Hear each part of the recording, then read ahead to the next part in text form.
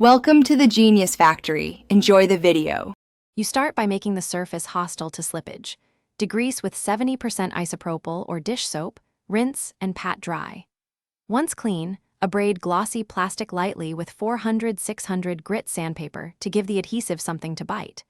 Make sure to remove sanding dust with a lint-free cloth.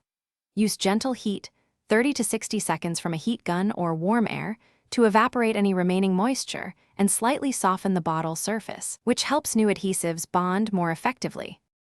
You now apply the sticker with intention. If the sticker isn't factory vinyl, coat the back with a thin layer of spray or brush-on waterproof adhesive and let it tack for 10-20 seconds.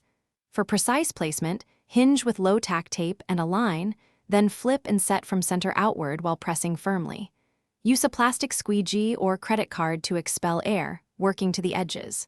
Once in place, reheat briefly and press to improve wetting and adhesive flow for a stronger bond. You finish by sealing the edges and protecting the bond. Apply a clear epoxy or marine polyurethane, or at minimum 3-4 thin coats of clear spray lacquer, allowing proper flash time between coats.